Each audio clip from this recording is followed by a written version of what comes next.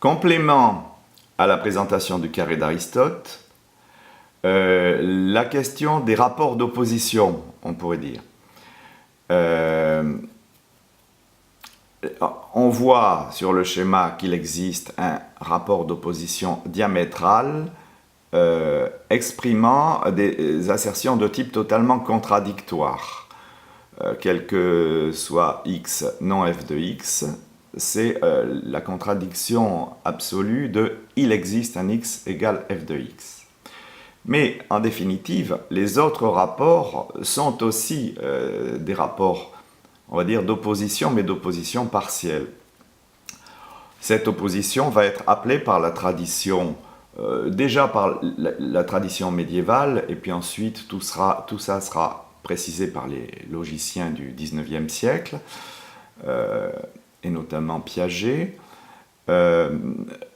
la contrariété. Donc, dans le vocabulaire piagétien, on appelle contradiction les rapports d'opposition diamétrale du carré d'Aristote. Par contre, il y a un type de rapport qui va s'appeler le rapport de contraire, de contrariété. Les contraires, c'est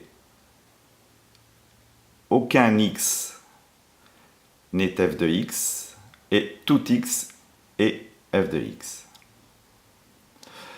La définition de ces deux contraires va nous amener à porter la définition de deux subcontraires qui seront pas tout et pas zéro. Pas tout et pas zéro, ce sont des subcontraires. Il y a donc deux façons de penser ces oppositions, puisque les contraires ne peuvent pas être vrais ensemble, et les subcontraires ne peuvent pas être faux ensemble. Mais cette organisation nous amène aussi à considérer un autre type de rapports, qui sont les rapports, ce qu'on appellera de subalternation, avec le fait que si j'ai 0x,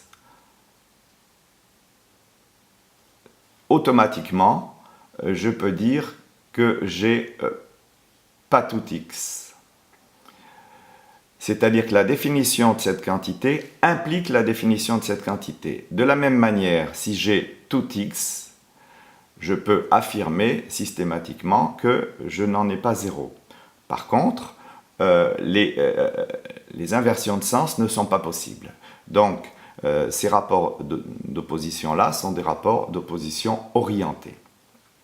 On a donc affaire à un schéma orienté, et orienté d'une façon qui n'est jamais symétrique, quelle que soit la façon dont on le regarde.